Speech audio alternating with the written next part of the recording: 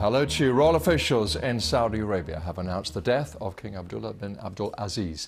He'd been in hospital for several weeks suffering from pneumonia. He was 90 years old, broadly seen as a modernizer who'd sought to reform the ultra-conservative Muslim kingdom in the past 2 decades. His funeral will be held later on Friday.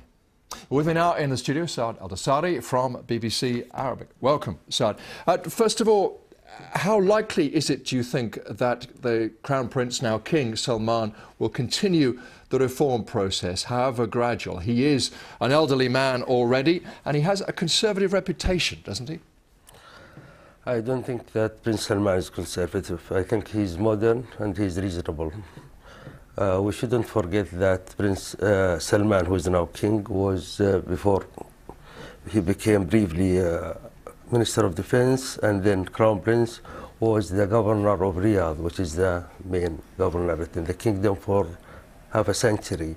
And he is one of the main decision makers in the kingdom since the 60s. And he's well connected with the civil society, the media, and the world in general. And he is well known to be a reformer since the 60s or the 70s.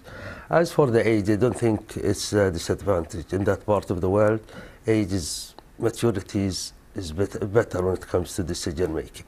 And I suppose too, because he's been around, as you say, for quite a while, he will be well known to Saudi Arabia's allies. It is a very difficult time, though, for the region, isn't it? You have the collapse of the government in Yemen, the threat from Al-Qaeda there in the south, and from the jihadists of Islamic State to the north. There will be concerns in the west, inevitably.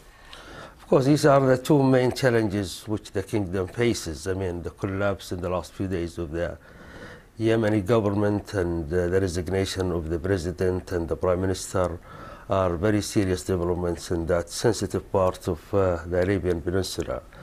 As for the north, I mean, ISIL has attacked the Saudi borders a few weeks ago, and the kingdom is participating in the international coalition against so-called Daesh. And they are aware of the danger, and they are aware that they have no alternative but to face these two challenges. I suppose adding to the concerns about possible instability, a sense of flux is the plummeting oil price. But I gather actually, in fact, the oil price has gone up 2% on this news. Do you read anything into that?